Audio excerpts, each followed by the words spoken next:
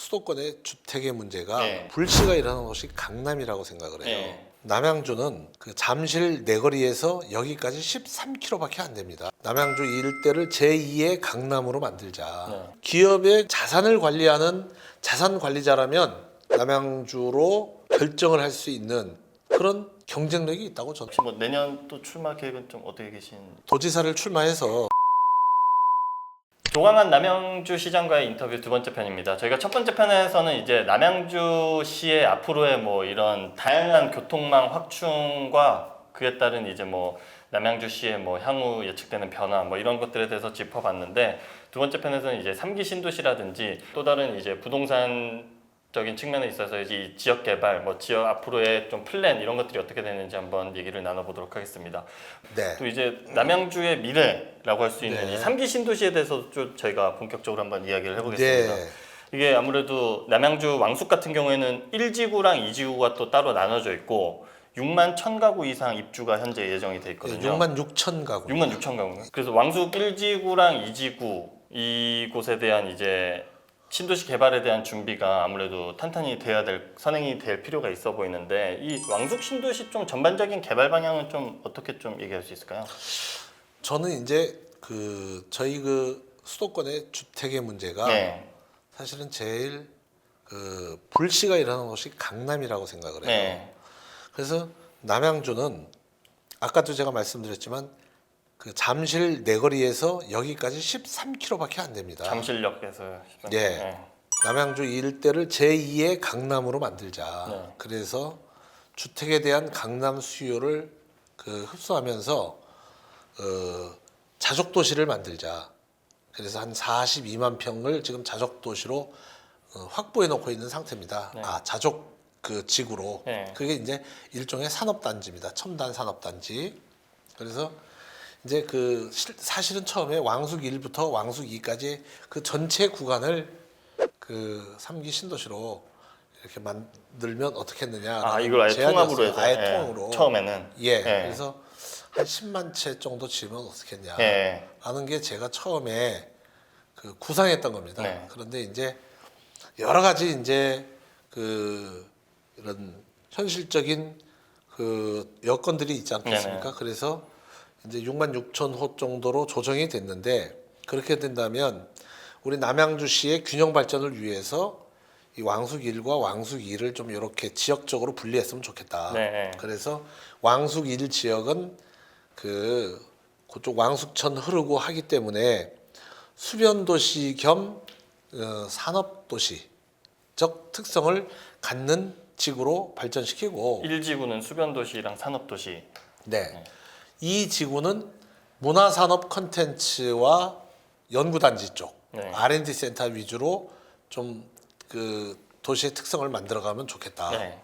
지금 그렇게 구상을 해서 1지구, 2지구 이렇게 된 겁니다. 네. 근데 그 바로 옆에 양정 역세권이라고 하는 또 제3지구가 있어요. 네. 그리고 왕숙 1 위에 진접 2지구라고 있고, 네. 그래서 진접 2지구부터 이 왕숙 3지구까지로 가면 약 9만 채의 공공 물량의 네. 주택이 공급될 예정이에요. 그러면 이제 이 전체가 하나의 산업단지화 되는데, 저는 이 지역을 생명산업 벨트라는 개념을 가지고 도시의 특성을 만들어 가려고 지금 구상 중에 있습니다. 생명산업벨트요. 네. 왜냐하면 앞으로 우리 사회에서 가장 중요하게 주목받을 산업 분야가 저는 메디칼이라고 봐요. 네. 의료, 제약, 뭐 바이오가 다 거기에 들어가죠. 그리고 이제 우리 코로나 팬데믹으로 무지무지하게 고생을 많이 했잖아요. 네. 그리고 사회 시스템이 바뀔 것이라고 봐요, 저는. 네. 그러면 앞으로 우리가 주목해야 될 산업 분야는 농생명 분야라고 봐요. 농업이 어떻게 미래 산업하고 결합시킬 것이냐. 저는 그게 굉장히 핵심 키라고 보고, 그런 측면에서 도시적 특성을 만들어가기 위한 지금 구상을 하나씩 하고 있어요. 네. 아무래도 과거 신도시의 조금 가장 좀 어떻게 보면은 좀 안타까웠던 점이 자족도시화가 되지 못한 신도시들이 너무 많다. 예. 뭐 그런 지적들이 많은데 그 부분에 대해서 이제 뭐 남양주시에서는 어떠한 뭐 아까 말한 메디컬, 바이오 기업들에 대한 유치 이런 부분에 대한 고민도 많이 하고 계실 것 같은데 그럼요. 예. 그런 부분에 대한 어떤 지원이라든지 이런 것들은 좀 어떤 것들이 좀 있을 수 있어요? 아니 우리가 개척해 나가면 되는데 이제 네. 취득세, 법인세, 등록세, 기타 등등 이런 그 각종 세제 감면 혜택이 있는 것이고 네. 그거는요. 그다음에 이제 저희가 상대적으로 집가가 경쟁력이 있어요. 토지 네. 가격이. 네. 그리고 토지 그- 가격의 예, 경쟁력이 예. 있다. 예. 산업단지고 예. 그리고 교통 경쟁력이 또 있어요. 예.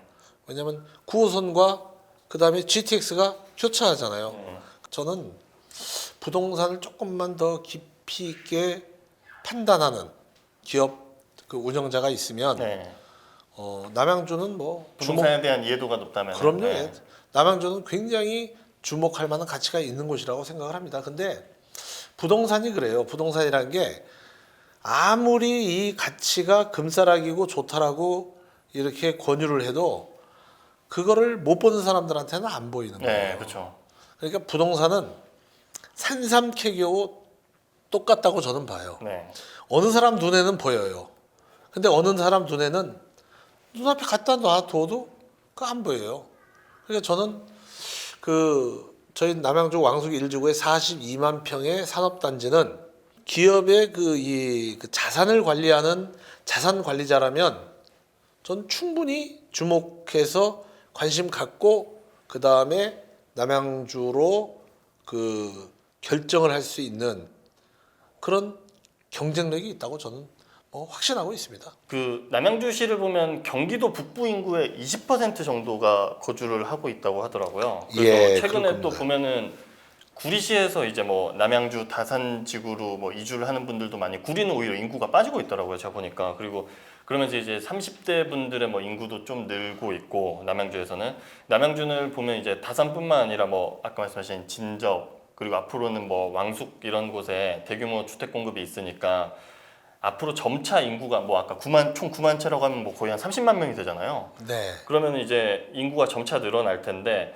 이 또 과거 신도시 개발 사례를 봤을 때 이 심심치 않게 이제 신도시 내에서 이제 뭐 구도심 원 구도심과 이 신도심 간의 뭐 이런 갈등이라든지 보이지 않는 분쟁 이런 것들도 있고 또 남양주 같은 경우는 이제 이 지구들 신도시 택지 지구들이 워낙 많다 보니까 좀 그런 부분에서의 균형 발전 조화라는 부분에서도 고민이 많이 필요할 것 같거든요. 신도시는 신도시의 특성이 있어요. 네. 현대화된 특성. 네. 그리고 구도시는 구도시대로의 특성을 살려나가야 돼요. 네. 그냥 무작정 신도시로 달려가야 될 그 이유가 저는 별로 없다고 생각해요. 그런 건 유럽의 도시의 경우 많이 나타나요. 네. 유럽은 오히려 구도심을 훨씬 더 좋아합니다. 네. 우리나라에 가지고 있는 굉장히 모순된 현상이에요.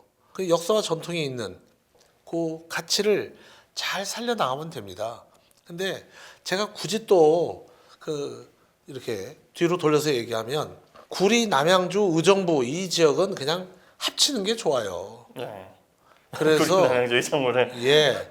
왜냐면 그래야 효율성이 높아집니다. 네. 효율성 측면에서 그럼요. 예. 세금 내고 네. 우리가 다 세금 내는 거잖아요. 네. 그러니까 우리가 세금 낸 건데 우리 세금이 효율적으로 잘 쓰여지면 좋잖아요. 그러면 구리, 남양주, 의정부가 하나의 그 행정 단위로 묶여서 그 움직인다면 경쟁력은 훨씬 더 높아질 수 있는 겁니다. 그런 관점에서 생각을 해봐야 돼요. 그래서 저는 적절한 기회에 주장을 하려고 그래요. 아, 그 부분에 대해서. 예, 구리, 남양주, 의정부 합치자. 그렇게 되면 그런 단위가 늘어나면 도가 필요가 없어요. 네. 광역단체는 제가 이거 좀 표현이 광역한데 광역단체는 지금은 약간 애물단지예요. 왜냐하면 지자체가 잘 정착이 되려면 기초단체가 자치 권한을 가지고 그 지역의 특성에 맞게끔 만들어 가야 돼요. 그리고 이제 또 최근에 또 남양주에서 이슈가 됐던 게 제가 기사 헤드라인을 봤는데 짜장면집 하나 없는 조합면. 그렇습니다. 네, 이게 좀 제목이 딱 와닿더라고요. 그래서 예. 최근에 이게 남양주 상수원 보호구역 일대 주민들인 것 같은데 예. 이분들 주장을 보니까 지난 한 40여 년 넘도록 예. 이 서울 수도권 시민들의 이제 깨끗한 식수를 이제 공급한다라는 이유로 이제 각종 뭐 건축물 설치가 엄격히 뭐 제한이 되면서 뭐 이제 재산권이라든지 뭐 평등권 뭐 이런 것들을 침해로 이제 헌법 소원을 청구한 걸로 알고 있는데 이분들이 조금 이제 75년의 규제에 발묶여 있다고 주장을 하는데 이게 좀 예. 해결이 좀 어떻게 좀 이루어질까요? 저는 이거에 해결해 대해서. 줘야 된다고 생각하고 해결 100번 해줘야 된다. 예, 제가 오늘 그 공영 방송임에도 불구하고 과격한 표현을 많이 쓰고 있는데요. 네. 조합면 주민이 지난 45년간 겪어야 됐던 아픔은 국가의 폭력이라고 저는 규정을 합니다. 국가의 폭력이요? 예. 예. 왜냐하면 그 상수원 보호구역 지정을 할 때 예. 과학적이고 합리적인 기준이 아니에요. 그냥 강을 하나 딱 두고 있어요. 똑같은 강이에요. 이쪽은 면사무소가 있다고 그래서 그래도 사람이 살 수 있는 공간으로 만들었고 다 돼요 거기는. 네. 그러니까 아주 뭐 공장이나 이런 게 안 되지 나머지 모든 행위를 다 할 수 있어요. 강 하나를 놓고 똑같은 강이에요. 이쪽은 그 모든 행위를 다 할 수 있어요. 이쪽은 모든 행위를 못하게 막아놨어요. 이유는 이쪽은 그때 면사무소가 있었고 이쪽은 면사무소가 없었대요. 네. 너무 웃기지 않아요? 면사무소가 있다라는 기준으로 그걸 판단하는 건가요? 네. 그건 너무 웃기지 않아요? 네. 그건 좀 설득력이 떨어지죠. 설득력이 네. 떨어지잖아요. 바꿔야 되잖아요. 네. 근데 바꾸려고 안 해요. 왜? 편리하니까. 안 바꾸면 제일 편리해요. 공무원들은. 네. 왜? 공무원들은 아무 일 안 해도 봉급이 나와요. 네, 그렇죠. 예. 그래서 바꾸려고 안 해요. 그러니까 기본권과 평등권이 일단 침해된 거예요. 거기에서. 네. 그러니까 적어도 이 지역에서 이루어지는 행위만큼은 이 지역도 이루어져야 된다 이거죠. 네. 그다음 두 번째는 자꾸 그것을 반대하는 논리로 수도권 시민들의 상수원을 보호해야 된다 이거거든요. 네, 그렇죠. 그리고 그러면 진정성 있게 수도권 주민들의 상수원을 보호한다고 생각하면은 팔당 댐에 바로 붙어 있는 취수구를 옮겨줘야 돼요. 그게 국민에 대한 최소한의 예의라고 생각합니다. 네. 지금 뭐 내년 또 출마 계획은 좀 어떻게 계신? 도지사를 출마해서 네. 근데 도를 없애야 된다고 했잖아요. 그래서 제가 출마해서 없애는 게 맞지 않냐. 왜냐면은 도를 없애려고 했더니 자꾸 반대를 하니까 예. 그럼 내가 출마를 해서 이걸 없애야 되는 거 출마를 아닌가. 해서 이런 고민을 하고 있어요. 예. 아, 예. 알겠습니다. 네.